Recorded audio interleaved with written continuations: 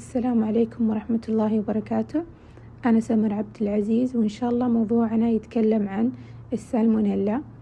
أول شيء عندنا learning objective. رقم 1 الانترودكشن، رقم 2 الترانسميشن and serious، 3 الsymptoms and diagnosis، 4 الprevention and treatment، 5 الconclusion.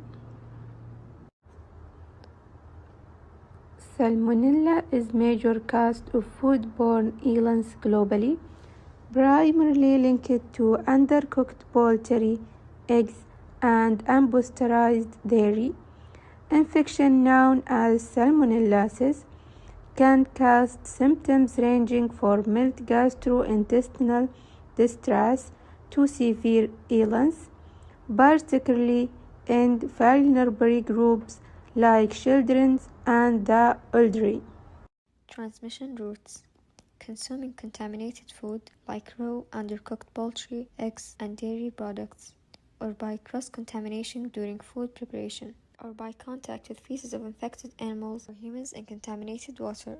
The primary sources are contaminated animal-derived products like meat, milk, or eggs. Second source is fruits, vegetables exposed to contaminated irrigation, water, or soil, or intestinal tracts of livestock, pets, and wild animals acting as carriers. Now I will talk about symptoms and diagnosis of salmonella infections. The symptoms have incubation period appear 6 to 72 hours after consuming contaminated food or water. The common symptoms is diarrhea, may start watery and become bloody in severe cases, fever, chills, abnormal pains, nausea, and vomiting. The severe cases is bacteria may spread to the bloodstream causing species. Risk is higher in young children, elderly, and people with weak immune system. We have two types of salmonella infection. The first one is non-typhoidal salmonella, causing mild symptoms, mainly affecting the stomach and intestinal. Symptoms usually resolved within a week without major treatments. Second type of salmonella infection is typhoidal salmonella, can cause serious complications like meningitis, septicemia, and endocarditis. Without treatment, it may spread to vital organs, leading to severe damage. Diagnosis: we can use laboratory tests. Stool samples are collected to identify the bacteria. Takes 48 to 72 hours. Blood and urine culture are done if the infection spread. The advanced techniques like PCR tests are faster and more accurate for detecting salmonella DNA. Other tests: the Widal test is sometimes used for typhoid fever but is less variable and should not be used alone. Salmonella is a major foodborne pathogen causing significant health issues worldwide. Preventing its spread required advanced strategies in food production, processing, and animal care.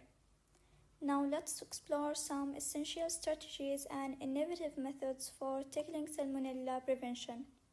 To combat salmonella, advanced disinfection methods like washing, fumigation, and sterilization are key. Agents such as hydrogen peroxide and alcohol disrupt bacteria, while chemicals like hypochlorite and sodium hydroxide remove biofilm effectively. Chlorinated water and generally recognized as safe practices further reduce contamination risk. Biosecurity measures.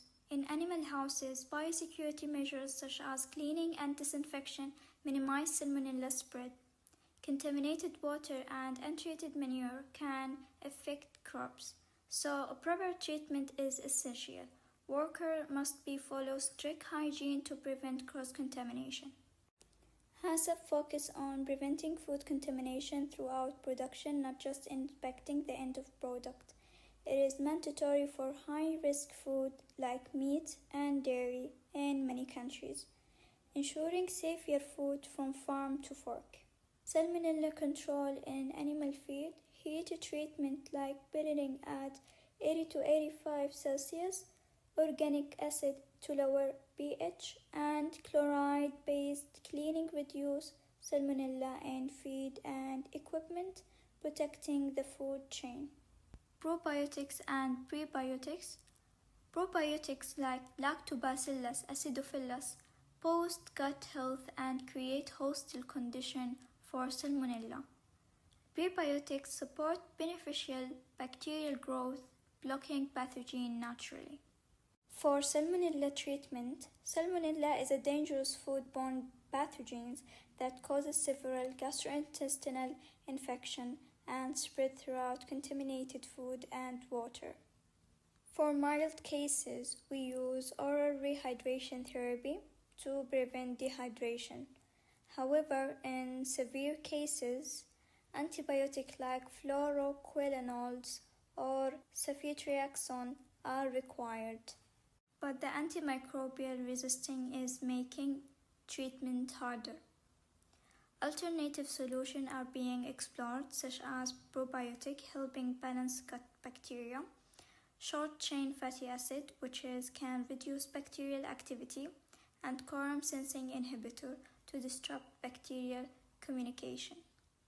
For typhoid salmonella, vaccines are available, and researchers are working on solutions for non-typhoidal strain as well.